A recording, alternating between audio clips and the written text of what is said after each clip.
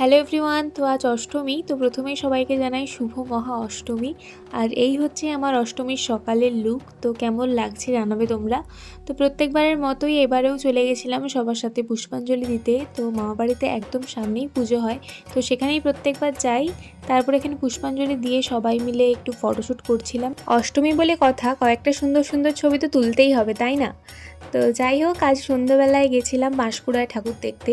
তো পাঁশকুড়ায় এইবার বেশ ভালোই প্যান্ডেল করেছে। তো চলো প্যান্ডেলগুলো তোমাদের পরে দেখাচ্ছি। ফার্স্ট আমরা ঢুকেছিলাম পাঁশকুড়ার এই প্যান্ডেলটায়। তো এখানে দেখো মায়ের মূর্তিটা কতটা সুন্দর। তো তোমরা কারা কারা এখানে এসছো অবশ্যই আমাকে কমেন্টে জানাবে। তারপর যে প্যান্ডেলটায় গেছিলাম সেটা দেখো, এটা হচ্ছে প্যান্ডেলের ভেতরটা। তো দেখে আশা করি বুঝতেই পারছো যে কতটা সুন্দর।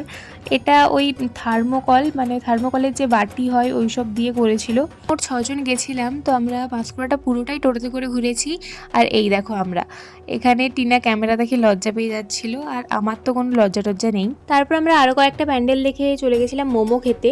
তো মোমোটা আমার মোটামুটি লেগেছে।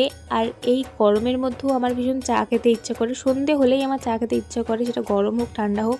তো তারপরে চা খেলাম, তো দেন পকোড়াও খেলাম।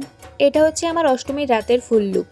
হ্যাঁ, আমরা এই কয়েকজনই গেছিলাম। তো তারপরে চলে গেছিলাম ম্যাচোগ্রামের ওই প্যান্ডেলটা দেখতে। তো এই প্যান্ডেলটা তো প্রত্যেকবারেই দারুণ করে, দারুণ মানে দারুণ। তো দেখতেই পাচ্ছ কতটা সুন্দর লাগছে, ভেতরটা আরও সুন্দর।